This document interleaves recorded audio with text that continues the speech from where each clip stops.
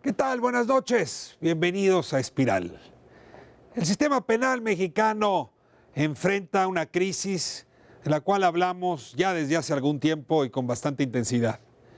Sin embargo, sigue habiendo tramos de ese sistema que no han merecido la observación necesaria y quizá, acaso, por el desconocimiento de esos tramos, es que la crisis del sistema penal continúa. Uno de esos tramos, obvio, evidente, son las cárceles. Las cárceles mexicanas sobrepobladas, corrompidas, sin personal bien pagado, calificado.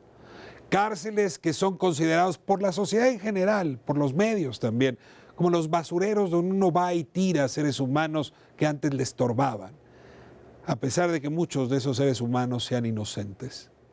Hoy vamos a hablar del sistema penal y sobre todo de ese tramo, que es fundamental porque es donde concluye el sistema penal y como hoy hablaremos también de eso, es donde comienza el sistema penal. Si ese tramo no se resuelve, el conjunto del sistema falla. Y eso es justo lo que estamos observando. ¿Qué podemos aprender de la crisis en las cárceles, de la vida en las cárceles, de la manera como se administran las cárceles, de las políticas que están haciendo falta para la reinserción y la readaptación social? Ese es el tema de esta noche. Cárceles y su crisis. Comenzamos.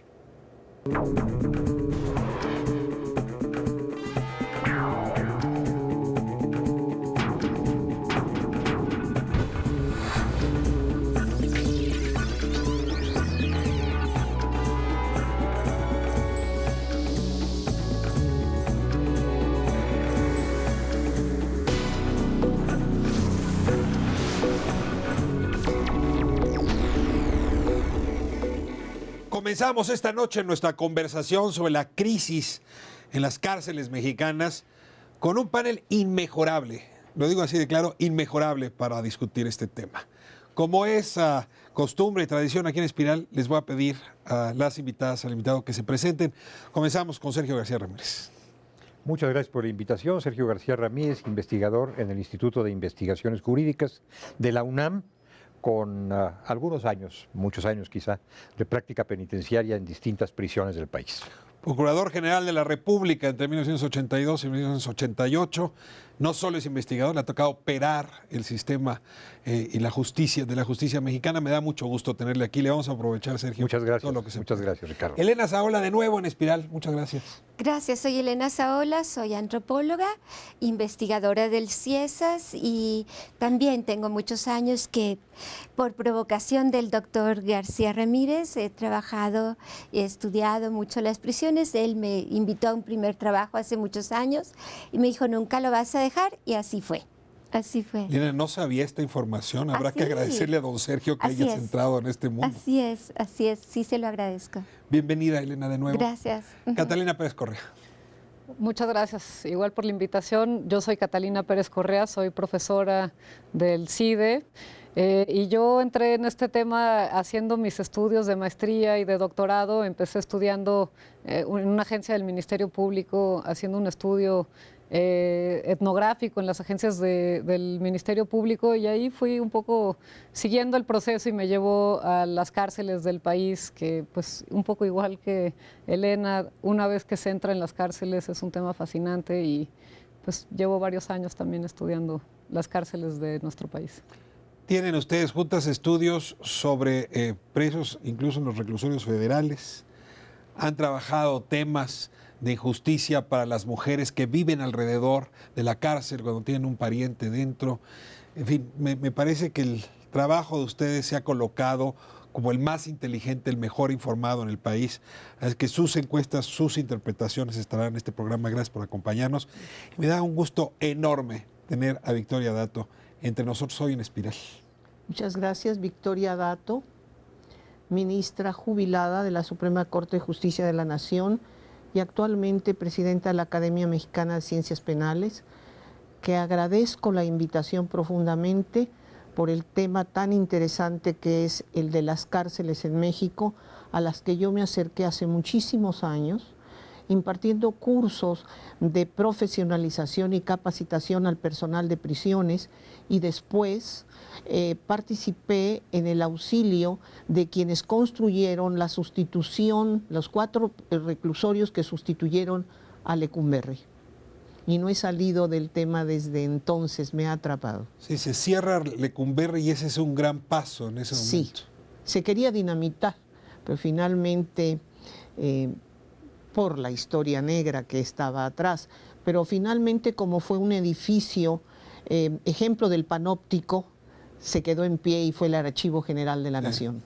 Pues bienvenida, Victoria. Pues déjenme abrir con una reflexión que le oí a don Sergio García Ramírez hace cosa de 3, 4 meses. Me llamó profundamente la atención. Decía, a ver, en realidad no ha habido una reforma al sistema penal mexicano.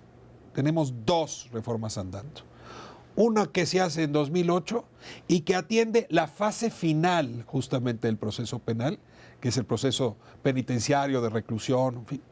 Y esa reforma no ha mostrado, dijo usted, si entiendo bien, sus frutos. Y sembraba la pregunta, la intriga. Bueno. ¿Cómo puedo tener buenas expectativas sobre la segunda reforma si la primera no ha concluido? Le pido que comparta con nuestras invitadas, con el auditorio, esta reflexión, don Sergio, para que ahí nos permita abrir la conversación. Cómo no, con mucho gusto. Déjame precisar un poco cuál fue mi idea cuando comentamos el tema que tú estás ahora manejando. La posibilidad de tener una reforma penal y dentro de ella una reforma penitenciaria. La penitenciaria formaría parte de la gran reforma penal, es algo ya muy antiguo. Esta república nace con la idea de modificar el sistema carcelario y seguimos con esa idea al cabo de 200 años. Ahora, en el año 2008... Desde que se acabó la colonia estamos reformando el sistema desde que se acabó la colonia y desde antes de que se acabara la colonia. Fernández de Lizardi ideaba inclusive posibilidades de mejora de las cárceles en una especie de constitución imaginaria que él urdió. Pero digamos, trayendo esto un poco más a nuestro tiempo, en 2008 viene una gran reforma constitucional que contempla la reforma penal, procesal penal y la reforma penitenciaria. Esta es, digamos, la primera reforma de las contempladas en el año 2008 en función del tiempo. 3 años para llevar adelante una reforma penitenciaria, juez de ejecución de penas, en fin, muchos cambios. Esto evidentemente no ocurrió. De 2008 para acá han pasado muchas cosas, ha pasado mucho tiempo, mucha agua bajo el puente, pero no hemos tenido esa reforma penitenciaria en el año. Ayúdame a entender los pilares de esa reforma. A ver, déjame comenzar por ahí. Era muy arbitrario los criterios para las liberaciones preliminares de los reclusos y otros elementos que obligaron a contar con un juez de ejecuciones, que en efecto vela porque se cumpla la justicia dentro del centro penitenciario. Es una figura nueva, esa sí están dando. ¿Por qué nos dice que no se cumplió? Es una figura relativamente nueva, es decir, en el panorama internacional no está nueva. En el panorama nacional es relativamente nueva porque algunos estados se adelantaron a la federación instituyendo la figura, cuyo funcionamiento realmente deja mucho que desear porque los jueces de ejecución son muy pocos, porque no están suficientemente dotados de atribuciones y de posibilidades reales para cumplir su misión. Se trataba de que el manejo de los reclusos y la preservación de sus derechos no quedasen totalmente en manos de la autoridad administrativa. El preso no es una cosa en manos de la administración, debe estar sujeto en su vida carcelaria a la tutela de derechos humanos y esto corre a cargo de juzgadores. Esta es la idea. Los detalles son muy numerosos. Ese es el pilar 1 de la reforma. ¿Qué más tenía la reforma? Bueno, que la reforma produzca la reinserción, como ahora se le llama, lo que alguna vez se llamó readaptación, la reinserción del penado, del sentenciado, a través de una serie de datos, de elementos, varios de los cuales ya existían constitucionalmente previstos y otros fueron nuevos. El trabajo, la capacitación para el trabajo, la educación, el deporte, la atención de la salud y la preservación de los derechos humanos. Lo detengo ahí. Para que esto se produzca tiene que haber trabajadores sociales, educadores, psicólogos, es decir, en cada centro de readaptación se requiere una enorme cantidad de personal. ¿Esa reforma se vio acompañada Bueno, ciertamente no, pero antes de que hubiera todo lo que tú estás mencionando con toda razón, tiene que haber otras cosas. Tiene que haber voluntad de hacerlo, decisión de hacerlo real. No simplemente en el discurso o en la norma, decisión para hacerlo y además integridad ética, que es algo de lo que carecemos en la mayoría de nuestras prisiones. El tema de la corrupción es un tema que se encuentra presente en las prisiones, pero no quiero monopolizar la palabra. ¿Qué otro pilar, nada más para entender la reforma, qué otro pilar estaba presente en esa Yo reforma? diría que el respeto a los derechos humanos de los reclusos. Qué curioso que se tenga que prever en la Constitución que deberán respetarse los derechos humanos de los reclusos. Yo creo que en la Constitución se está claro que hay que respetar los derechos humanos de todas las personas, no solamente los reclusos. Pero justamente las violaciones tan frecuentes, sistemáticas, masivas de derechos humanos en las cárceles hicieron aconsejable que el legislador constituyente se refiriese específicamente a los derechos humanos de los presos en el artículo 18. Elena, Catalina, Victoria, tienen ustedes 3 elementos: jueces de ejecución, los derechos humanos y el esfuerzo, la voluntad por la reinserción. Y dice Sergio García Ramírez, no se ha cumplido. Es una reforma, no sé si utilizar la palabra a medias, pero claramente no resuelta. Me gustaría su opinión. Creo que los juristas tienen más A ver, yo sí creo que hay que agregar una parte de esa reforma que sucedió, yo no sé si el mismo paquete, pero igual en 2008 se dio la reforma penal en general, que tenía estas lógicas contradictorias que por una parte se expresaba la idea de simplificar el procedimiento, darle más derechos a las víctimas, etcétera, y al mismo tiempo estaba en esa misma paquete de reformas la parte de todo el proceso excepcional de los delitos de delincuencia organizada. Y entonces me parece que es bien importante esto porque en un mismo paquete se estaban expresando dos lógicas, una que quería restringir los derechos de las personas acusadas y por otra parte ampliar los derechos de las personas acusadas, de las víctimas, de las personas que estuvieran en reclusión, y por lo menos en esa parte de la reforma penal es la parte de restringir los derechos. Se hizo al momento en el que se aprobó la reforma en el 2008 y la otra parte de ese procedimiento, que es la parte acusatoria, de oralidad, etcétera, va a estar vigente hasta el 2016. Entonces, creo que eso también es importante tenerlo en cuenta cuando estamos hablando del sistema penitenciario, porque es 8 años en el que ha ido operando una lógica de cierta forma, meter más personas a la cárcel con un sistema en el cual se limitan los derechos de las personas acusadas y eso pues ha cambiado quiénes son las personas que están en la cárcel. A ver si entiendo, esto de meter a la licuadora agua y aceite nunca da buen resultado. O sea, de un lado hay un Estado que quiere garantizar derechos humanos en las cárceles, mejorar las circunstancias de reinserción, un juez de ejecución que vigila justamente por estos valores. Y del otro lado, una serie de reformas que quieren más penas y más individuos en la cárcel, sobre todo por delitos llamados contra la salud. Esas dos cosas al mismo tiempo pudieron haber hecho que la licuadora se frenara, se patinara. No, yo creo que en parte hay razón de esto que se está afirmando, pero además creo que no se ha comprendido que el sistema penal es un sistema que inicia con la prevención del delito. Si la prevención del delito no funciona, una buena investigación del delito con carácter científico, si es posible, una administración de justicia eficiente y un sistema de imposición de sanciones también eficiente, que finalmente cierre el círculo, porque se puede hacer investigación criminológica de los que están cumpliendo pena, de los que han recibido una sentencia condenatoria por habérseles comprobado que cometió el delito, y estudiarlo para saber qué es lo que lo llevó hacia el delito, y hacer todo este sistema para procurar la prevención del delito. Si yo sé que alguien llegó al delito porque hay violencia intrafamiliar casi generalizada en todos los hogares mexicanos por frustración, por adicciones, porque no hay trabajo, etcétera, etcétera, etcétera. Si sé que una persona llegó al delito porque tuvo problemas de vivir en una comunidad con extrema violencia, si sé que una persona llegó al delito porque no estudió, porque no tuvo los recursos para hacerse de una educación, si sé que llegó al delito porque no tuvo oportunidades laborales, pues puedo hacer prevención real. La prevención no se ha entendido muy primariamente como un foco o una cancha de básquetbol por ahí. La prevención es más profunda, tiene como base de sustento real para ser eficiente el saber por qué las personas llegan al delito.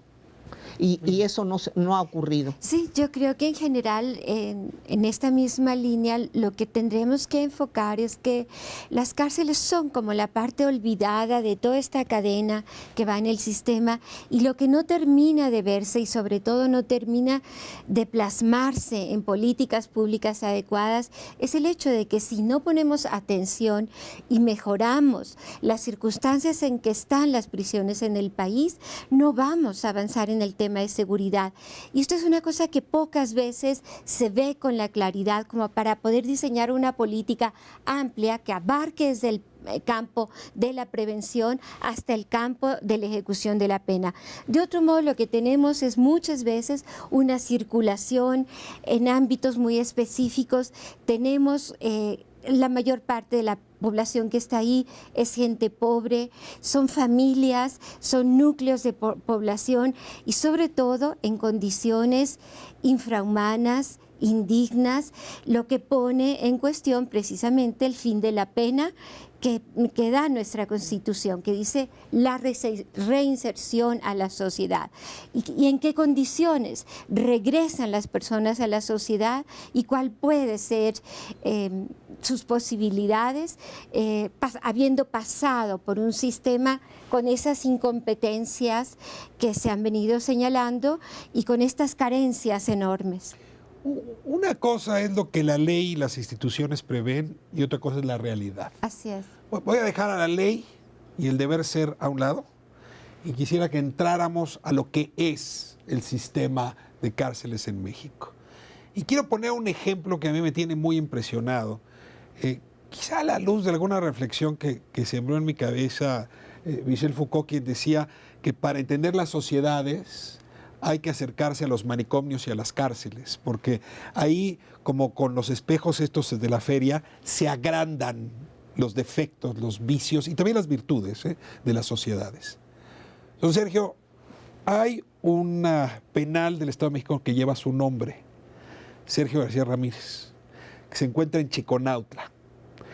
Es una prisión donde hay 4.700 reclusos, en realidad se construyó para 1.700, y se encuentra ubicada en un antiguo basurero. Levantaron la basura del centro del basurero, ahí se construye esta prisión. El basurero sobrevive, se iba a cerrar, pero sobrevive. Y un custodio que trabaja ahí me decía, mire, allá está la basura inorgánica y aquí adentro vive la basura orgánica. Cierro este bloque con esta reflexión, pidiéndoles que me expliquen si este basurero es una excepción o en realidad estamos en efecto ante un mal sistemático y cómo se ha producido esto, que las cárceles son vistas, incluso por los custodios, como el basurero orgánico de nuestro sistema penal. Voy a corte y regresamos.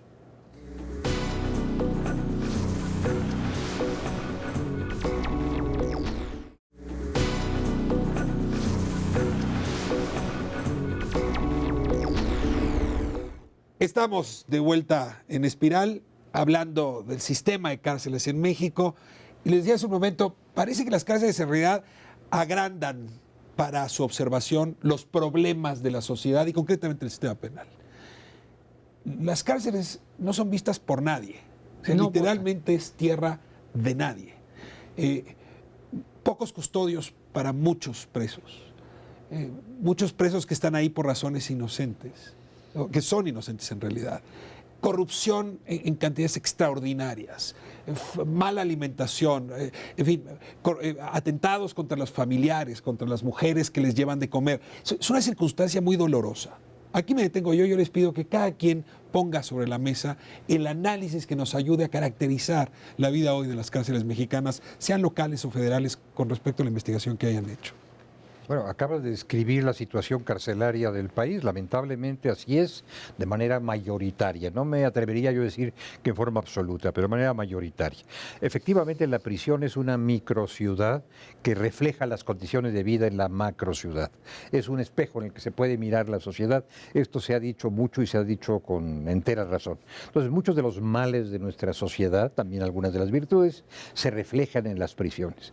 Hay corrupción afuera, hay corrupción adentro, en grado muy crecido, en grado muy intenso.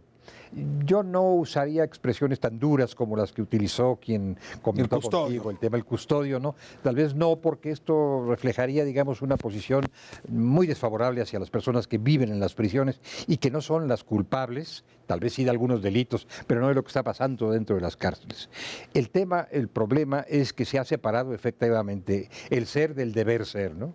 Entonces, adentro de las cárceles se vive el ser de la prepotencia, del autoritarismo, de la corrupción, de la exacción, pese a las leyes y pese a los discursos. Ahí hay un deslinde muy claro. Una cosa es lo que dice nuestra Constitución, lo que dicen nuestras leyes, y otra cosa es lo que se vive en las cárceles. Y para eso habría que tener una mano muy enérgica y una voluntad de cambio muy acentuada, y lamentablemente no es eso lo que prevalece. Por eso la idea de la reforma penitenciaria ha naufragado una vez y otra vez, y me temo que en este momento tampoco atraviesa por su mejor época. Vamos en orden. Los elementos, uno por uno, que a ustedes más les llama la atención y puedan poner en perspectiva sobre la situación que están viviendo las cárceles. Yo me gustaría mencionar mucho, otra vez volviendo a esta parte de conectar con las políticas de seguridad. Creo que un elemento importante ha sido el discurso político, pues sí, de los últimos tiempos, que viene de la mano, y no lo podemos desconocer, de una grave crisis de seguridad, pero que este discurso político ha colocado a los delincuentes como si fueran enemigos que no pertenecen a la sociedad, que no merecen nada de parte de la sociedad. Y este es un dicho, digamos, popular, común. Yo creo que este es un problema gravísimo, el que la sociedad en general no sea consciente de la importancia que tiene preservar los derechos de las personas que están cumpliendo una pena, en el mejor de los casos, y digo en el mejor de las cosas, por haber cometido un delito, porque otros están ahí sin ni siquiera haberlo cometido, o que ni siquiera merezcan estarlo, porque no es... Se ha perdido también la proporción de las penas. Hay una irracionalidad, todo se piensa que se va a solucionar incrementando las penas. Es otro grave problema. Tenemos todo un clima de temor social, de terror, y que va en contra de poder visualizar a los delincuentes como personas que tienen derechos, y que a todos, a la sociedad entera, nos conviene respetar esos derechos. Yo creo que, a ver, siguiendo esta idea de Elena, hay un punto en el cual queremos como sociedad que las cárceles resuelvan todo. Queremos que resuelvan la violencia contra las mujeres, el maltrato animal, la discriminación, los delitos, todo problema social queremos que las cárceles lo resuelvan. Y lo cierto es que pues, no se resuelven por ahí. La violencia contra las mujeres se resuelve empoderando a las mujeres, no necesariamente metiendo a la cárcel a las personas. Y entonces eso yo creo que se refleja en las condiciones en las que están las cárceles. Tú hablas con las personas, yo cada vez que escribo un artículo diciendo, no, pues hay que respetar los derechos de las personas, me dicen, oye, pero si son delincuentes asquerosos, que se mueran, ¿quién los quiere que se quedan ahí, se pudran? Son palabras literales. Y lo que no nos damos cuenta es, primero, pues los que están ahí, por lo menos en casi el 50%, es gente que ni siquiera ha sido condenada, están en proceso, y no ha habido una sentencia que les declare culpables de lo que los están acusando. Y luego tenemos ahí además personas que son, a mí me tocó en la última encuesta, alguien que estaba acusado por robarse un pollo rostizado, un niño que se había robado 10 pesos, que le había quitado 10 pesos a otros niños, pero como lo acusaron y llegaron los policías y resultó que tenía un cuchillo, pues entonces ya no tenía derecho a fianza y era un robo agravado, y entonces estaba en la cárcel un muchachito de 20 años por haberle quitado a otros de la misma edad. Entonces, vamos, creo que hay también una parte en la cual tenemos esta idea de venganza en contra de los delincuentes, porque estamos viendo todo lo que está sufriendo el país en términos de violencia, y no nos damos cuenta que los que están ahí en realidad no son las personas que nosotros pensaríamos que están. Víctor. A mí me parece que uno de los problemas gravísimos de la prisión es la sobrepoblación. En este país hay más menos porque se mueven por excarcelaciones los números. 250,000 de internos, voy a llamarles así para no hacer la separación de sentenciados y procesados, que es un trato diferente el que se les debe dar. 250,000. ¿Qué es lo que ocurre?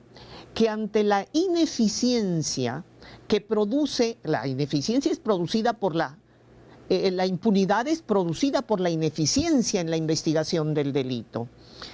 Y ante esa impunidad brutal, lo único que se ocurre como remedio es incrementar las penas. Y tenemos casos absurdos de 140 años de prisión y hablamos en la Constitución de reinserción social. Yo no sé cómo una persona que tiene 140 años de pena va a poder reinsertarse socialmente. En la vida siguiente. ¿Perdón? Cuando reencarne. Yo creo, y si es budista. En ese sentido, creo que uno de los problemas que hay que resolver es hacer acorde, congruentes las penas con el daño producido por el delito, es decir, que sea proporcional la pena al daño que se causó con el delito. Y hacer una reflexión más. El autor del delito produce una víctima, un ofendido por el delito, a quien le lesiona la vida, la integridad física, la libertad, etcétera. Pero él también es una víctima de toda una sociedad, de todo un sistema político que ha sido incapaz para realizar, por eso hablé desde el principio, las políticas acertadas y eficientes de prevención del delito. 2, de proporcionar un ambiente donde las personas puedan tener acceso a la educación. 3, proporcionar condiciones económicas sin pensar en ser un país de consumo, a pesar de que tenemos de vecino al país más consumidor de la tierra, que tengan lo necesario, un trabajo que le pueda dar la oportunidad de la satisfacción de sus necesidades personales y familiares. 3, que haya un ambiente en donde se tenga confianza en las instituciones, que no se tienen. Entonces, con todos estos ingredientes, una sobrepoblación en 429, me parece, centros de reclusión, en donde en 110 hay autogobierno, es imposible pensar en una prisión que funcione bien. A ver, entro al hilo en esta conversación. Regreso a este centro penitenciario para usarlo como ejemplo. Se diseñó para 1.200 digamos, internos. Tiene actualmente 4.700 y tiene 62 custodios. Ustedes no me dejarán mentir. La media internacional es un custodio por cada 10 internos. ¿No? Estamos hablando que requeriría por lo menos 420 para 4.200. Tiene 62. Es decir, la única manera de resolver los problemas administrativos de ese lugar es el autogobierno. Claro. El autogobierno como la respuesta que da la autoridad cuando no tiene los recursos para tener el número de instalaciones necesarias y de personal pertinente para atenderlas. ¿A qué horas se dio esta desatención de quien conduce la política penitenciaria? No hay deseos de invertir para nada y esa situación indigna, infrahumana en que están viviendo los internos también la comparten y hay un olvido enorme acerca del personal penitenciario. Tal como dices, es absolutamente insuficiente y esas condiciones de falta de apoyo en el trabajo, jornadas larguísimas, expuestos a inseguridad, no ha habido pocos custodios que los han matado, han sido muchos e incluso directores de prisión. Entonces, este olvido, este desdeño por la situación de las prisiones impacta a los internos, impacta al personal e insisto, todo eso regresa en daños a la sociedad, porque los prisioneros no son gente aislada, esos prisioneros tienen familia y esa familia vive en una comunidad. Y entonces esas afrentas y esos agravios tan profundos que la familia vive cada vez y le duele ver a su familiar en las condiciones que está, ese dolor y ese agravio regresa de uno u otro modo. Catalina hizo un estudio súper interesante sobre esas familias visitando a los presos. A ver, yo nada más antes de ir a las familias, yo sí diría, a este tema anterior, por ejemplo, el tema del graffiti. El tema del graffiti está penado hasta con 5 años de cárcel en algunos estados de nuestro país. Chavos de 16, 17 años que pintarrajean una pared, los llevan a meter a la cárcel y salen a lo mejor antes. Pero entonces, cuando hablas de sobrepoblación, de verdad tenemos que ver quiénes son las personas que están ahí. Yo pienso en alguien que está acusado de graffiti y digo, sería mucho mejor decirle, a ver, señor, usted va a tener esta cubeta y todos los sábados y domingos va a pintar todas las casas del centro que están pintarrajeadas, y eso entonces aporta algo a la comunidad y es una lógica muy distinta a simplemente la retributiva, pero ni siquiera es retributiva, es de venganza casi, ¿no? Lo vamos a meter a la cárcel y con eso se resuelve el tema del graffiti en las calles de México. Pues no. Entonces esta crisis de sobrepoblación creo que se tiene que ver también desde cuáles son los delitos, como ya decían, que están hoy sancionados con cárcel. Ricardo, enteramente de acuerdo, por supuesto, ¿no? Hemos desmesurado el sistema penal. Hemos ido hacia un derecho penal máximo y no hacia un derecho penal mínimo, que sería lo deseable. Tenemos muchos tipos penales irracionales. Tenemos punibilidades muy altas. Aquí se ha mencionado el caso de presos por haberse robado una pieza de pollo, por haber robado cualquier cosa que es insignificante, francamente, y que podría haberse... El delito promedio es pecuniario por 6,000 pesos. Bueno, eso no tiene ningún sentido, como tampoco tienen sentido las penas de prisión de 140 años. Es decir, tenemos en las prisiones más personas, muchas más de las que en principio podrían alojar las prisiones si hubiera un sistema más racional de penalidades y de delitos. Hemos creado delitos, hemos querido de alguna manera controlar muchos problemas de tipo social, hasta ético inclusive, estableciendo tipos penales y fijando sanciones y haciendo una población artificial, digamos, en los centros de reclusión. Por eso tenemos miles de presos, tenemos pocos custodios, eso es cierto, pero tenemos miles y miles de presos que no debieran estar allí. México es uno de los países que tiene mayor número de presos, en números absolutos y también en números relativos. Esto es verdaderamente absurdo. Esto es querer gobernar, querer conducir a la sociedad con el derecho penal en la mano, es autoritarismo extremo. En la reforma constitucional, recojo una idea que expresó Catalina, se dieron la mano dos corrientes, dos tendencias, una muy liberal, muy progresista, muy democratizadora, usemos esa palabra, y otra muy autoritaria. Entonces tenemos un sistema penal ambiguo, un extraño sistema penal desde el peldaño constitucional, en donde por una parte hay un régimen, digamos, razonable, plausible, progresista, y por otra parte uno fuertemente autoritario, con garantías recortadas. Y que no está vigente, porque en realidad no va a estar vigente hasta el 2016, y el que sí está vigente es el sistema autoritario. Pero por otra parte hay algo muy interesante, yo convengo con el doctor García Ramírez. Es cierto, se quiere ordenar esta sociedad en todos sus problemas, en sus problemas profundos, sociológicos, políticos, económicos, con el derecho penal en la mano, y esa no es la manera de que una sociedad marche hacia el progreso. Y yo pienso, y retomando un poco lo de doña Elena, que el problema de los custodios es muy grave, pero va más allá del número de custodios por interno.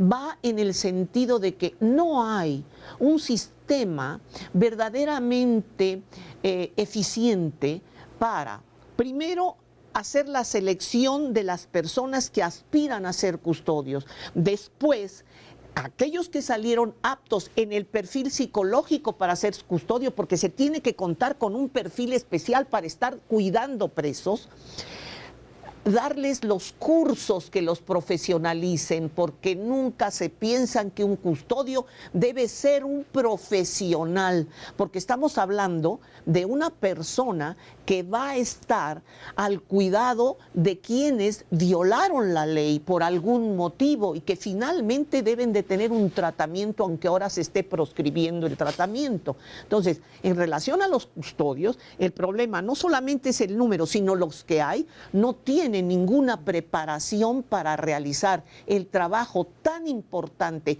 y profesional que les correspondería hacer. Ahora, si hay que cuidar, tratar, atender a 4,200 y solamente hay 62 personas para hacerlo, resulta racional entregarle a un grupo de presos Claro. que pinten la prisión, a otro que proporcione seguridad, a otro cobrarle porque repartan los teléfonos celulares para que puedan hablar, O la droga. a otro para que reparta la droga, a otro para que le cobre a las mujeres cuando les llevan de comer a sus reclusos. Es decir, parece un mall donde se concesionan las distintas tareas, las distintas actividades, y de pronto hay ahí un nido de corrupción propio para que los centros penitenciarios se vuelvan centros de operaciones del crimen. Entonces, no nada más no están resolviendo lo que tenían que resolver, es un lugar privilegiado para la operación criminal. Y luego la corrupción, como decían bien, se expande y afecta a la comunidad que vive alrededor. Esos dos temas me importaría tratarlos con ustedes. Los centros de readaptación, como en realidad centros de inteligencia criminal, y centros que provocan, reproducen la corrupción. Me voy a corte y regresamos a hablar de estos dos asuntos. Quédese con nosotros, seguimos en Espiral.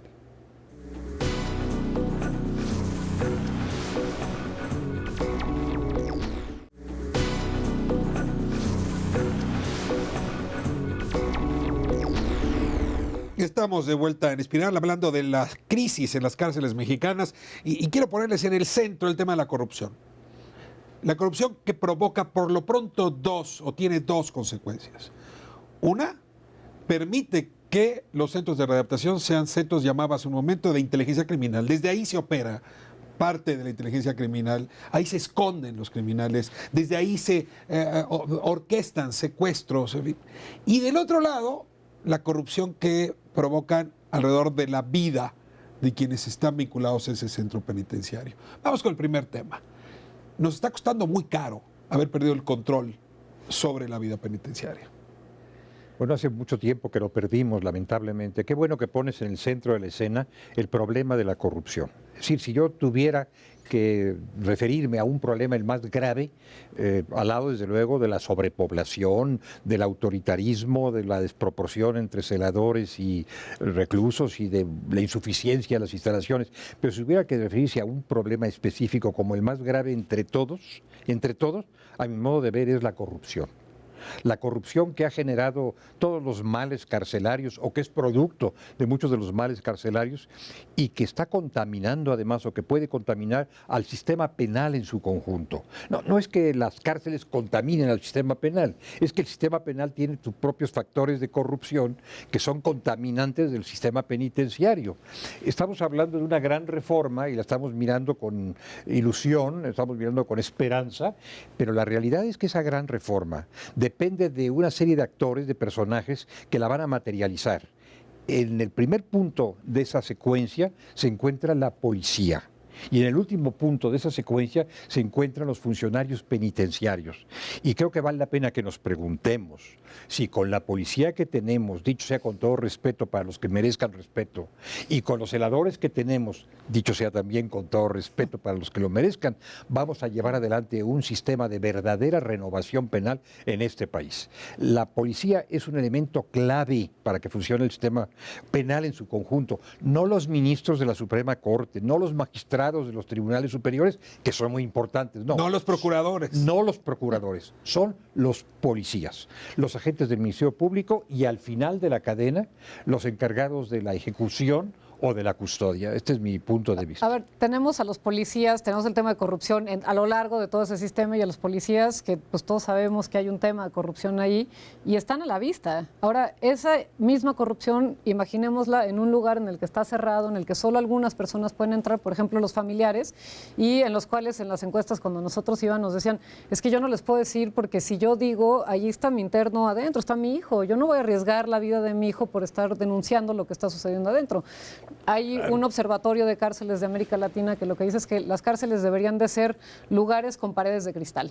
Y sí debería de ser, las cárceles deberían de ser, por ejemplo, que se hiciera obligatorio que distintos estudiantes de distintas disciplinas tuvieran que entrar a hacer su servicio social y que hubiera una comunicación para ver qué es lo que está pasando en cada uno de estos reclusorios, porque si no tenemos información en la sociedad de qué es lo que se vive dentro de los reclusorios, pues va a seguir en el olvido eso.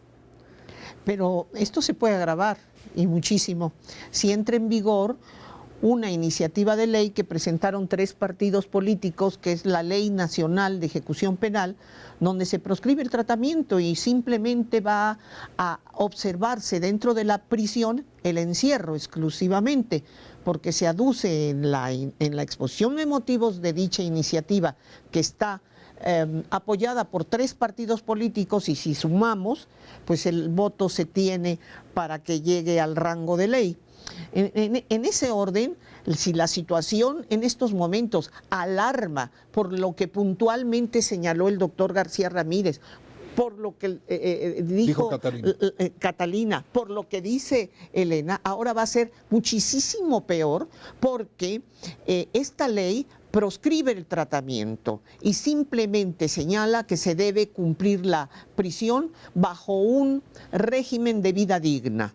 En principio yo no sé cómo se va a dar esa vida digna si hay una sobrepoblación que impide tan solo la convivencia, el dormir en las celdas, donde celdas para 3 están 20, 25. Si hay una población de 250.000 de presos, ¿cómo es posible que se pueda dar algo positivo ahí donde no hay ni siquiera el espacio necesario para poder vivir? Elena, Joaquín Guzmán Loera tenía comprado el aparato íntegro que gestionaba una prisión al punto donde pudo escaparse de una prisión de máxima seguridad. Habrá quien diga, es una excepción. ¿Te parece una excepción esto que el crimen organizado tenga control sobre lo que ocurre dentro de las prisiones? Buena pregunta. Yo creo que sí, que el caso en sí mismo y esa capacidad de corromper a todo el sistema, sí creo que es excepcional, lo que no quita el hecho de lo que tú habías dicho anteriormente, como la corrupción es algo que prevalece al interior. Y yo creo que esa corrupción que prevalece al interior no es sino el resultado, digamos, natural de toda esa cadena de desaciertos que todos hemos venido mencionando. En primer lugar, tener esa sobrepoblación, no haberse planteado en una política claramente ¿cuáles son las prioridades que debemos tener desde para perseguir los delitos? No puede ser que dediquemos el mismo esfuerzo y los mismos recursos para perseguir esos pequeños robos que no dañan igualmente a la sociedad que un secuestro, que un homicidio, que una violación.